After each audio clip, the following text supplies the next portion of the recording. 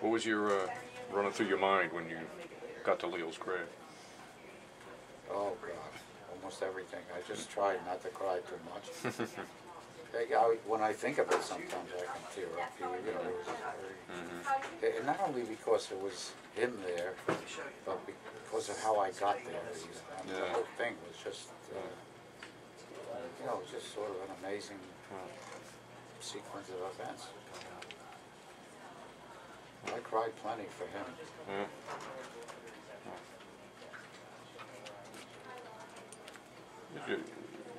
Your feelings changed over the years in the war. I mean, do you look at it with different eyes? Oh, yeah. Oh, absolutely. Absolutely. And now, since I went here, even more so. But after a while, I began to be a little more, I don't know if the word is tolerant, of the Germans. And one of my kids, well, he says, you know, you've changed somewhat. You're now a Hunophile, okay? And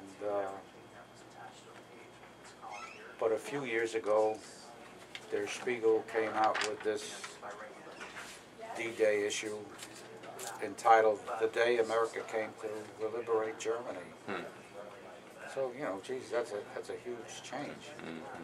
And now, you know, going from one country to the other, well, there are borders, but no guards, nothing. You know, it's all one big country, like states, basically. You know, so it's quite clear that everyone, even the Germans, have gotten the message. And, you know, there are two quotes that I use all the time when I speak, not all the time, but if I can fit them in. One of them is, you have to face the practical realities, boys. War is all hell. That was Sherman. And another one is, men who have experienced the battlefield will not be among those who speak glibly about the next war. Okay? You know, not to bring it on types. That was Eisenhower. So they have, in Europe, at least Western Europe, have figured it out, that the futility of war. Among other places, we visited the home of a German farmer. They invited us, sort of invited ourselves in, but they invited us in, offered us refreshments. The man was 10 years old when the war broke out.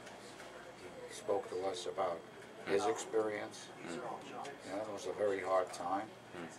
And his father survived on the Eastern Front the Battle of Stalingrad, which is an impressive thing to do. Came back to the farm, and a few years later, his number came up and he died. He fell out of a cherry tree. See? So if your number is coming up, it comes up. Did you say anything at Leo's grave? Did you talk to him in any way? Well, I sort of talked. Okay.